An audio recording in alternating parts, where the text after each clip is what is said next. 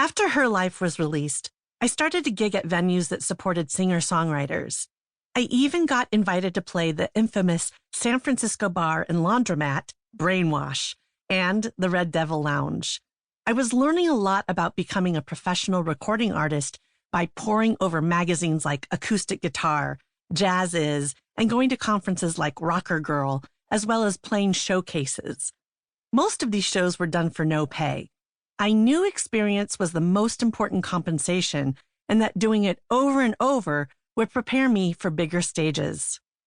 The Lilith Fair Festival had sparked an entire new slew of female talent, as well as a focus on female musicians, and I wanted a piece of it.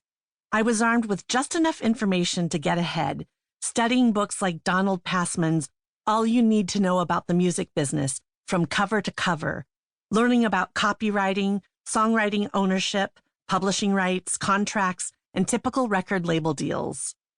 Another book talked about doing a series of living room concerts to promote your performing career. This was intriguing to me. My daughter Bennett was young, and I couldn't travel cross-country sleeping on couches, but I could create a concert series in my own town of Alameda. I named the series First Saturdays in Alameda and scheduled the shows with a quirky opener such as punk rock accordion player Duck Mandu, followed by a local up-and-coming artist, and closing the night, a headline act. Flicka even came out to perform, bringing the house down with a set of Broadway numbers. There are always things you can't prepare for, like the singer who dropped way too many F-bombs for a family audience. Parents were glaring at me, kids in tow, so I sent him a note saying, "Can you cut the cursing, please?" A portion of every ticket sale went to the Alameda Education Foundation to support music in public schools. Churches and clubs donated space, and a dedicated group of volunteers helped set up chairs and work the snack bar.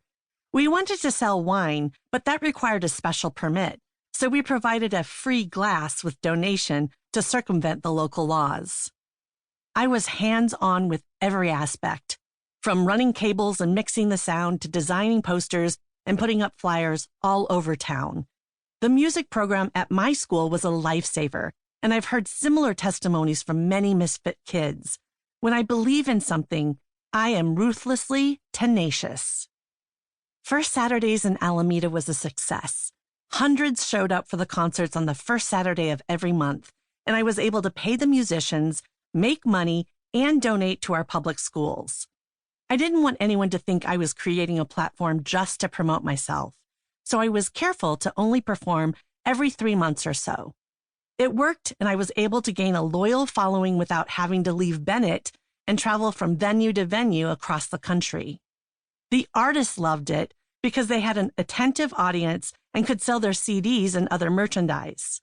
The audience loved it because it gave them something fun to do with their families and a place to discover new music. I loved it because I had created something special and was learning new things about the music business from bottom to top. I had a growing kid and couldn't shirk too much stable income, so I started my own business to book shows for myself and other artists, calling it Entire Productions. I knew I'd have to sacrifice some comforts to give my company a fighting chance, so we moved from our 3-bedroom Craftsman to a small garden apartment. Bennett and I slept in the same room.